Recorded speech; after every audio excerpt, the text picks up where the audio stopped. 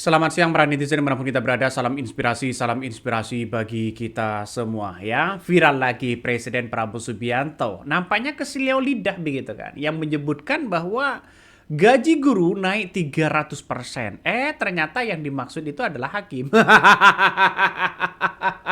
Kok bisa begitu kan ya? Tidak pegang teks atau bagaimana begitu. Tapi saya kira beredarnya seperti itu, saya kira awalnya bangga begitu kan. Guru ngaji, guru-guru apa namanya gaji guru dipertahankan naik begitu kan ya. Saya kira bagus begitu. Tapi ternyata hakim begitu ya. Hakimnya ya tetap apa yang kita lakukan hari ini.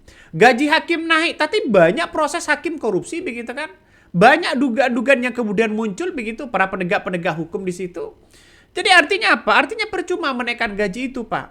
Yang penting adalah regulasi bagaimana orang-orang yang koruptor itu dihukum mati. Itu paling penting itu, perampasan aset dan sebagainya. Coba sangat prihatin sekali begitu guru-guru gaji guru hari ini, ya. Gaji guru hari ini begitu kan sangat memprihatinkan dibandingkan dengan gaji MBG, Pak. MBG satu hari 1 triliun begitu. Artinya apa? Artinya secara tidak langsung bahwa pendidikan itu sangat penting. Karena apa? Investasi ini kan, pendidikan ini kan sebagai investasi begitu. Tapi kalau MBG jadi apa coba? Ini kan belum ada penemuan penelitian itu begitu yang menyebutkan bahwa kalau makan MBG jadi apa dan sebagainya, belum ada begitu. Tapi kalau berinvestasi pendidikan gratis, saya kira ini langkah yang bagus. Ini adalah salah satu yang diucapkan oleh Presiden Prabowo Subianto. Coba kita ya dengarkan bersama apa yang kemudian disampaikan oleh Presiden Prabowo. Seperti ini. Karena itu pemerintah saya telah menaikkan gaji-gaji guru. Ada yang sampai hampir 300% naiknya penghasilan guru-guru, hakim-hakim kita. Maaf. Nih, salah satu yang kemudian kesilau lidah seperti itu masyarakat sudah mulai mempertanyakan itu begitu. Tapi ya kita lihat saja, karena sampai kapanpun gaji guru ini ya tetap seperti ini gajinya begitu. Presiden Prabowo Subianto ini menjadi perhatian begitu kan, ya, perhatian publik usai mengalami ya slip of the tongue atau alias kesilau lidah saat menyampaikan pidato di hadapan anggota DPR RI. Ya, momen tersebut ya terjadi saat ya sang kepala negara memaparkan kerangka ekonomi makro dan pokok-pokok kebijakan-kebijakan fiskal ya dalam rapat paripurna DPR di kompleks parlemen kemarin begitu kan ya, tanggal 20. Nah, potongan dalam video dalam pidato itu kemudian ramai dan beredar di berbagai media sosial. Dalam rekaman tersebut Prabowo awalnya menyebutkan perintah telah menaikkan gaji guru hingga hampir 30%. Namun hanya dalam hitungan detik kemudian ia langsung menyadari adanya kesalahan penyebutan profesi ya dan segera mengkoreksinya. Nah, ini saya kira banyak yang kemudian kesilau lidah begitu kan. Tapi orang-orang mengatakan kenapa gaji hakim dinaikkan begitu kan. Itu kan menjadi pertanyaan besar. Kenapa gaji guru ya hanya itu-itu aja? Coba pilpres dimanapun begitu kan. Pilpres apalagi di Indonesia, janji kampanye pasti akan menaikkan gaji guru. Tapi sampai sekarang tidak realisasi sedikit pun begitu kan ya soal gaji guru dan sebagainya begitu. Artinya apa? Artinya secara tidak langsung bahwa gaji guru ini kan saya kira ini sangat-sangat penting sekali begitu untuk memamurkan begitu, mencerdaskan anak bangsa. Tidak ada ruginya. Karena pendidikan ini sangat penting sekali. Pendidikan sebagai investasi begitu. Tapi kalau hanya, ya menurut saya hanya itu aja, gimana begitu kan untuk bisa memberikan orang-orang menjadi pinter dan sebagainya begitu. Nah, salah satu yang kemudian asumsi makroekonomi RI 2027, pertumbuhan ekonominya ditarget 5,8 ya sampai 6,5%. Nah, saya kira dengan pertumbuhan APBN yang kemudian sudah semakin semakin banyak begitu, maka saya kira seperti makan bergizi gratis. Kalau menurut saya pribadi ya tidak penting-penting amat begitu. Yang paling penting itu adalah pendidikan gratis begitu kan. Ini ya postur APBN 2027, pendapatan negara 11 ya sampai 11,82 sampai 12,40% PDB. Belanja negara 13,62 sampai 14,80% PDB. Defisit anggaran 1,8 ya sampai 2,40% DPD. Asumsi dasar ekonomi makro. Ini kan sudah jelas begitu kan ya. Tapi kenapa Presiden Prabowo Subianto nampaknya ya hanya itu aja begitu. Coba kita tonton ya apa yang disampaikan oleh Presiden Prabowo Subianto seperti ini. Di hadapan saudara-saudara sekalian dan di hadapan rakyat, tugas saya untuk menjalankan Undang-Undang Dasar Negara Republik Indonesia 1945. Di mana saya bertanggung jawab untuk melindungi segenap tumpah darah Indonesia. Bertanggung jawab untuk memajukan kesejahteraan. APBN adalah wujud dari alat perjuangan kita sebagai bangsa. APBN adalah alat untuk melindungi rakyat. Alat untuk memperkokoh dasar-dasar dan sendi-sendi ekonomi bangsa. Alat untuk memastikan setiap warga negara dapat hidup lebih sejahtera dan sebagai alat untuk menjadi pedoman perjalanan kita ke depan. Nah, apakah masyarakat Indonesia sejahtera begitu kan? Ya masih belum. Kita lihat saja menghadapi dolar seperti ini saja Presiden Prabowo Subianto masih kebingungan dan pusing begitu kan ya.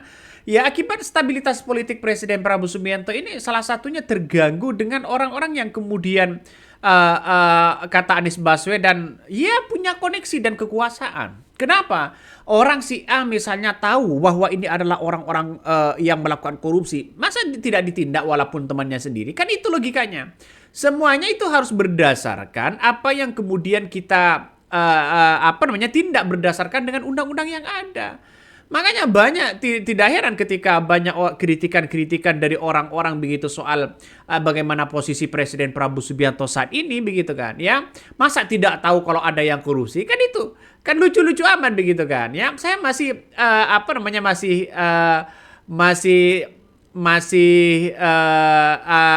mendengarkan apa yang kemudian disampaikan oleh Indro begitu kan pada waktu itu mengatakan masa Presiden Prabowo Subianto tidak tahu begitu kan kalau ada korupsi begitu. Bohong besar Prabowo nggak tahu ada korupsi, siapa-siapa yang korupsi, bohong besar kan. Padahal dia Prabowo dulu ngomongkan akan saya kejar sampai Laut Atlantik apa. Nah itu kan akan saya kejar, tapi kan ujung-ujungnya sampai sekarang kan apa penegakan hukum yang besar begitu. Jadi saya kira bahwa kalau ada orang yang kemudian melakukan tindak pidana korupsi begitu kan, ya OTT dan sebagainya, silakan begitu kan, buat regulasi. Pemiskinan ini sangat penting. Memiskinkan DPR, ya memiskinkan anggota DPR yang korupsi, anggota hakim yang korupsi, siapapun yang korupsi begitu ya berbau korupsi. Karena korupsi ini adalah musuh kita bersama, bos, ya.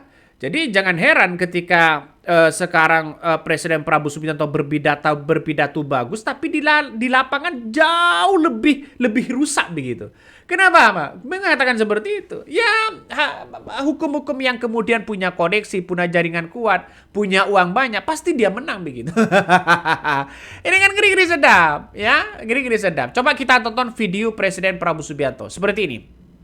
Saudara-saudara sekalian, kita ingin guru-guru kita terjamin kesejahteraannya.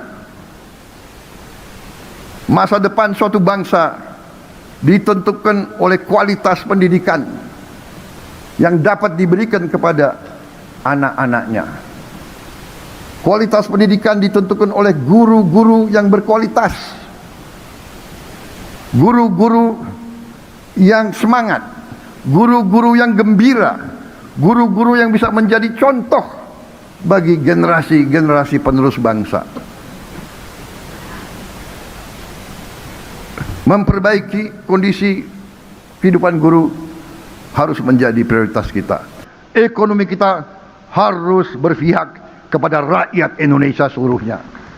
Saudara-saudara sekalian, negara harus hadir. Negara harus menjaga keseimbangan.